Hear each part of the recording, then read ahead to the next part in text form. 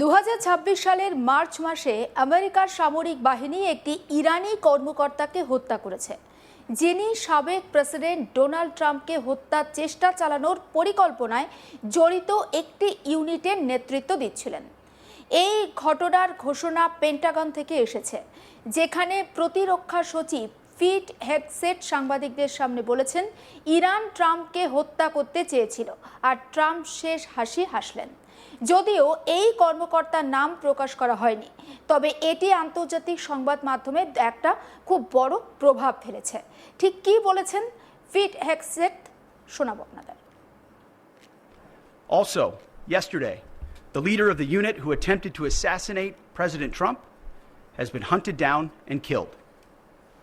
Iran tried to kill President Trump, and President Trump got the last laugh. Also, yesterday, the leader of the unit who attempted to assassinate President Trump has been hunted down and killed. Iran tried to kill President Trump, and President Trump got the last laugh. 2014 থেকে 2024 সাল পর্যন্ত Iran ও আমেরিকার সম্পর্ক ক্রমবর্ধমান উত্তেজনাপূর্ণ ছিল। বিশেষ করে 2024 সালে আমেরিকার বিচার বিভাগ এক ইরানি নাগরিককে অভিযুক্ত করে যে ইরানের ইসলামিক রেভলিউশনারি গার্ড কোরস ট্রাম্পকে হত্যার নির্দেশ দিয়েছিল। তেহরান এই অভিযোগ অস্বীকার করেছে। ইরান এবং আমেরিকার সম্পর্কের ইতিহাসের মধ্যে রয়েছে 2020 সালের একটি ঘটনা, যেখানে আমেরিকার সামরিক বাহিনী ইরানের কাসেম সোলেইমানিকে হত্যার জন্য একটা বিমান হামলা চালায়। এটি ইরান আমেরিকার সম্পর্ককে একটা তিক্ত জায়গায় নিয়ে যায়। সেই ঘটনার প্রেক্ষাপটে ট্রাম্প হত্যার পরিকল্পনার অভিযুক্তরা হঠাৎ একটি আন্তর্জাতিক মনোযোগের কেন্দ্রে চলে আসেন। পেন্টাগন জানিয়েছে যে এই কর্মকর্তাকে তালিকায় অন্তর্ভুক্ত করা হয়েছে, কিন্তু তিনি যুদ্ধের মূল লক্ষ্য ছিলেন না। হেগসেট বলছেন, এই অভিযান ট্রাম্প বা কোনো ব্যক্তির অনুরোধে শুরু হয়নি, কিন্তু যারা এই হত্যার পরিকল্পনায় জড়িত ছিল তাদেরও লক্ষ্য করে বা তাদেরও তালিকায় রাখা হয়েছে। জয়েন্ট চিফস অফ স্টাফের চেয়ারম্যান জেনারেল ড্যান কেইন বলছেন, আমেরিকার সামরিক বাহিনী ইরানের বিরুদ্ধে ধারাবাহিক অগ্রগতি করছে। প্রথম দিন থেকে ইরানের ব্যালিস্টিক ক্ষেপণাস্ত্র এবং ড্রোন আক্রমণ যথাক্রমে 86% এবং 73% কমে গেছে। কেইন আরও বলেন, যুক্তরাষ্ট্রের বিমান বাহিনী দক্ষিণ ইরানি উপকূলের আকাশে আধিপত্য তৈরি করেছে এবং এখন তারা অভ্যন্তরীণ অঞ্চলে আক্রমণ বাড়াচ্ছে। এই ধরনের কৌশল আমেরিকাকে সামরিক স্বাধীনতা এবং চলাচলের সুবিধা প্রদান করছে। এই ঘটনার পরে আন্তর্জাতিক সম্প্রদায়ের বিভিন্ন দেশ উদ্বেগ প্রকাশ করেছে।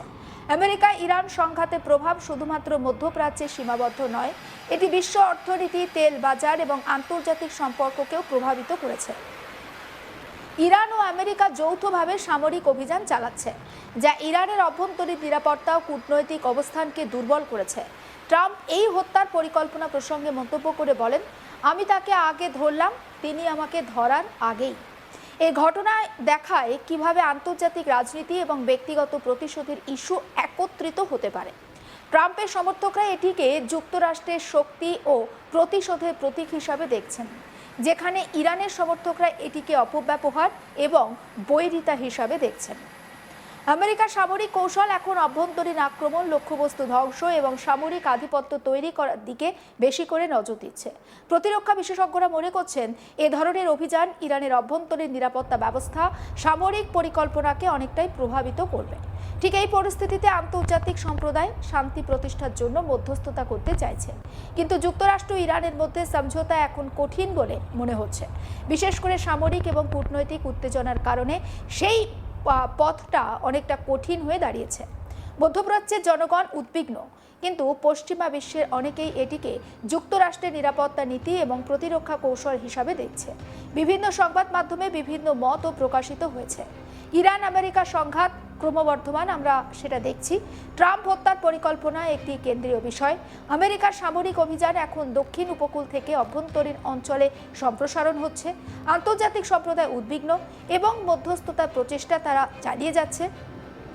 2026 সালে সংগঠিত এই হত্যাকাণ্ড ও সামরিক অভিযান শুধু ট্রাম্প হত্যার পরিকল্পনার প্রেক্ষাপট নয়, এটি মধ্যপ্রাচ্যে এবং আন্তর্জাতিক রাজনীতিতে একটা বড় ধরনের প্রভাব ফেলেছে। আমেরিকার ইরান সম্পর্ক বা আমেরিকা ইরান সম্পর্ক এখন একটা নতুন সংকটময় অবস্থায় পৌঁছেছে, যেখানে রাজনৈতিক, সামরিক এবং কূটনৈতিক সব দিক বিবেচনা করতে হবে।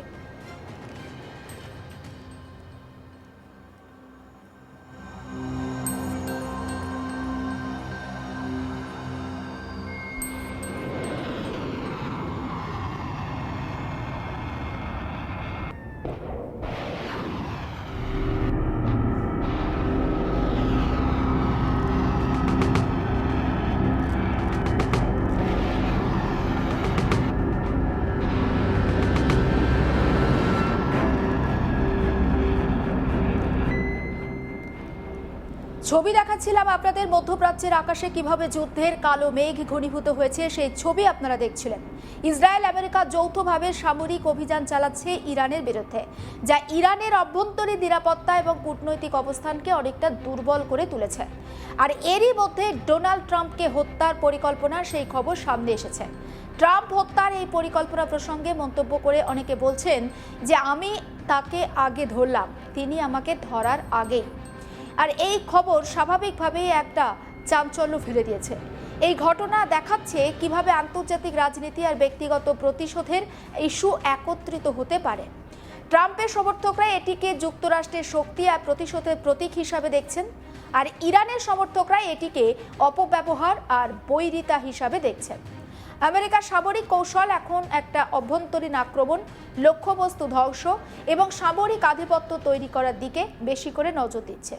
প্রতিরক্ষা বিশেষজ্ঞরা মনে করছেন এই ধরনের অভিযান ইরানের অভ্যন্তরীণ নিরাপত্তা ব্যবস্থা ও সামরিক পরিকল্পনাকে প্রভাবিত করবে। এই পরিস্থিতিতে আন্তর্জাতিক সম্প্রদায় শান্তি প্রতিষ্ঠার জন্য তারা মধ্যস্থতা করতে চাইছে, কিন্তু যুক্তরাষ্ট্র ও ইরানের মধ্যে সমঝোতা একটা কঠিন বিষয় হয়ে দাঁড়াচ্ছে দিনের পর দিন, বিশেষ করে যখন সামরিক এবং কূটনৈতিক উত্তেজনা ক্রমাগত বৃদ্ধি পাচ্ছে। মধ্যপ্রাচ্যের জনগণ অত্যন্ত উদ্বিগ্ন, কিন্তু পশ্চিমা বিশ্বের অনেকেই এটিকে যুক্তরাষ্ট্রের নিরাপত্তা নীতি এবং প্রতিরক্ষা কৌশল বলে দেখছেন বা প্রতিরক্ষা কৌশল হিসাবে দেখছেন। বিভিন্ন সংবাদ মাধ্যমে বিভিন্ন মতও প্রকাশিত হচ্ছে। ইরান আমেরিকা সংঘাত ক্রমবর্ধমান, আমরা জানি দিনের পর দিন সেই সংঘাত আরও বাড়ছে, বই কমছে না। ট্রাম্প হত্যার পরিকল্পনা একটা কেন্দ্রীয় বিষয়। আমেরিকার সামরিক অভিযান এখন দক্ষিণ উপকূল থেকে অভ্যন্তরীণ অঞ্চলের সম্প্রসারণ হচ্ছে। আন্তর্জাতিক সম্প্রদায় উদ্বিগ্ন এবং তারা ক্রমাগত মধ্যস্থতার একটা চেষ্টা চালিয়ে যাচ্ছে। 2026 সালে সংগঠিত এই হত্যাকাণ্ড এবং সামরিক অভিযান শুধু ট্রাম্প হত্যার পরিকল্পনার প্রেক্ষাপট নয়, এটি মধ্যপ্রাচ্য এবং আন্তর্জাতিক রাজনীতিতে একটা বড় ধরনের প্রভাবও ফেলেছে। আমেরিকা ইরানের সম্পর্ক এখন একটা নতুন সংকটময় পরিস্থিতিতে দাঁড়িয়ে রয়েছে এবং দুই দেশের সম্পর্ক দিনের পর দিন আরও অবনতি হচ্ছে, যেখানে রাজনৈতিক, সামরিক এবং কূটনৈতিক সমস্ত দিক থেকে বিবেচনা করে দেখা হচ্ছে দুই দেশের সম্পর্ক ঠিক কোন পর্যায়ে যেতে পারে। এরকম নানান খবরের আপডেট পেতে অবশ্যই নজর রাখুন আজ তাক বাংলায় আর সাবস্ক্রাইব করুন।